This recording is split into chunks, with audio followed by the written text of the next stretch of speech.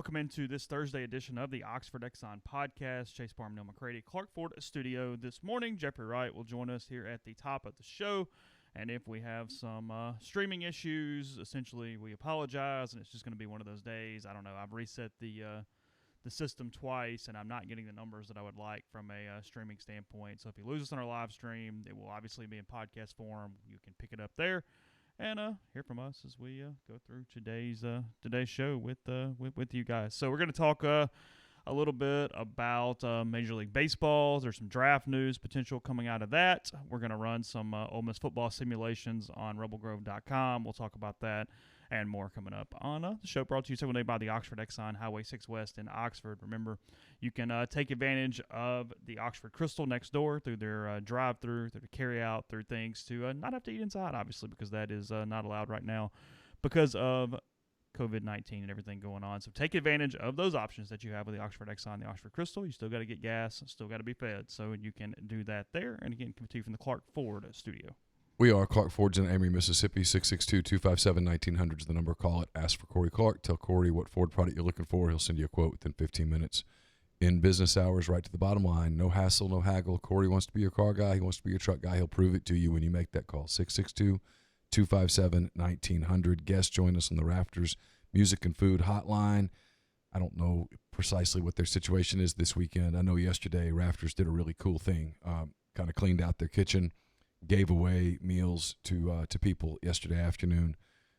Ran out of the meals they had prepared very quickly, which is means that a lot of people took advantage of that. Hope that those people remember when we get through this at some point and we come back to something resembling some semblance of normalcy. Remember Rafters and the people there, and make sure that you give them your service. I don't know. I need to talk to Hudson about what, if any, business they have this weekend. I don't know. We're in weird times, so. Rafters Music and Food on the Square in Oxford. When we get back to something resembling normal, please remember them. Jeffrey, good morning. We talked to you last week, and you predicted a good bit of kind of what was to come. You thought that there would be pretty severe measures taken in a lot of ways. What's this last week been like? Because I know you have been somewhat worried, and I know Aaliyah has been pretty worried about everything going on around us.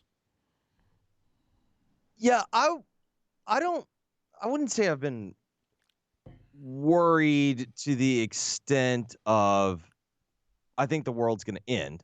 Like, I've read a history book. I do acknowledge that this is a point in history that will be written about, and this is going to be a pretty substantial period, particularly not only of world history, but also, more importantly, of American history. And I was aware, but I'd never thought okay, we're going to die.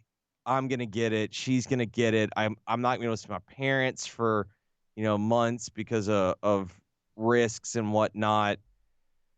With that being said, my lovely bride-to-be, she has the worry gene.